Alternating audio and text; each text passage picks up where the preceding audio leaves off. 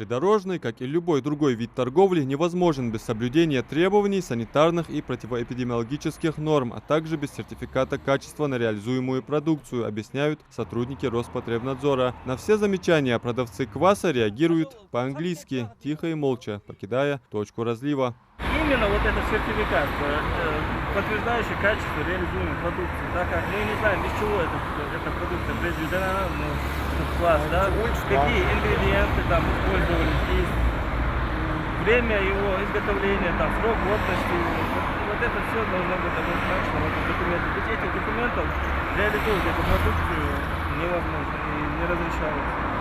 Осуществление предпринимательской деятельности без государственной регистрации или без специального разрешения предусматривает наложение штрафа в размере до 2000 рублей. И эта сумма не предел. Горе-предприниматели раскошелятся намного больше, если нарушены санитарные правила. Ну а продавцы обязаны иметь при себе медкнижку и носить спецформу, к примеру, белый халат. Сотрудники Роспотребнадзора объясняют это и здесь, на точке разлива кваса по улице Картоева. Спецформ халдес, хотя бы белый халат, хай медицинский книжка халдес, что ты абсолютно здоров. И товаросопроводительная документация на реализуемую продукцию, или квас, из чего он произведен, когда он произведен, срок годности, дороги обязательно. Скяхат Сахалыч уже реализация, и сейчас не разрешается реализация. Мы уже будем составлять на него административный материал, приглашать его. И в дальнейшем эти нарушения должны быть устранены обязательно в порядке. Без этого реализация запрещена. Уже мы будем уезжать из администрации, из участковой службы. Да, если это все приведет просто к конфискации вашей продукции.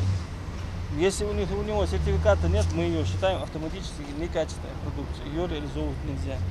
На вопрос, кто производит квас, внятного ответа никто из торговцев сотрудникам Роспотребнадзора не дал. Никаких документов, подтверждающих качество продукции, не было ни у одного из них. Тем не менее, несмотря на все эти упущения и очевидный риск для своего здоровья, пройти мимо желтой бочки с прохладительным напитком люди не могут, ссылаясь на то, что цистерна закрытая, а товар, соответственно, защищен от пыли и выхлопных газов проезжающих машин.